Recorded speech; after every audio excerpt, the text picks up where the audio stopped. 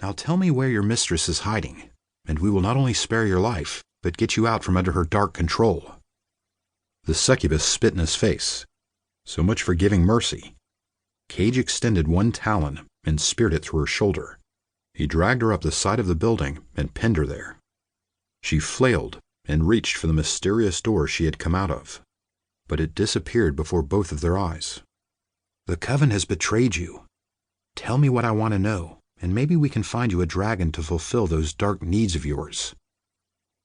Before she could answer, Gris exploded through the alleyway in a burst of light and claws. He burned a path of demon-dragon destruction, clearing them all to get to the succubus. He landed in front of her and shifted into his human form, wrapping one hand around her throat. Cage withdrew his talon and let Gris take over. His second had a lot of rage to direct at anyone and everyone at this coven. They'd destroyed the Gold Dragon Weir ancestral home, murdered Gold Dragon warriors, and kidnapped the two most important people in Gris's world.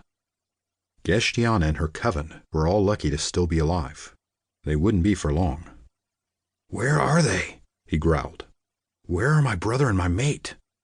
The succubus pushed her allure out at full power, which weakened Gris's grip on her. Cage lunged for her to stop her from reaching into her shirt for her weapon. She was too fast and pulled a cell phone from her cleavage. She tapped the call button, and the world in front of them all exploded into a ball of light, flame, debris, and destruction.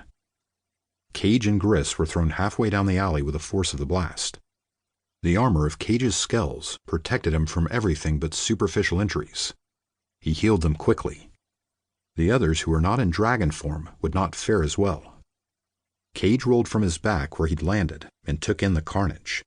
Gris lay nearby, bloody and torn to shreds, but alive. He'd taken the brunt of the explosion. If he didn't shift into dragon form and let the magic and power take over, he would die. Cage covered the large wound in Gris's chest with his paws. No way was death taking his friend today. "Change into your dragon form, Ambergris." Cage put the power of his alpha, Wyvern of the Gold Dragon Weir, behind his words. Gris had no choice but to shift. His dragon would heal the wounds. Gold light shimmered across Gris's body, and he transformed. The blood that flowed slowed, and new scales formed across the open wound. Gris growled, and Cage breathed a sigh of relief. The Sun Witch, mate to one of his warriors, ran toward them, and brought light to the alleyway. Now they could all see the rest of the destruction, including a human woman lying in a pool of blood. It was the badass katana-wielding mate. Oh no, not a mate. Not when his dragons had only just begun finding the women who lit up their souls. A deep wrench hit Cage in the gut. He could do nothing to save this beautiful soulmate. What if it had been Azzy fighting here at his side? He would never survive her death. The witch ran to the woman's side and began performing CPR. She was joined immediately by the human woman's dragon mate, a young warrior not even yet in his prime. The dragon shifted into his human form and grasped his mate's hand.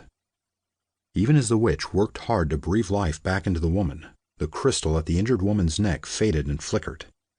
There was so much blood. Come on, breathe, damn it!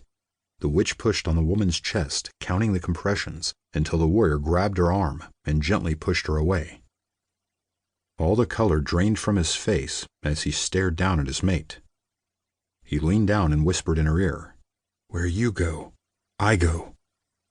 The last of the light in the soul shard blinked out, and the young dragon warrior fell beside his mate, still holding her hand in his.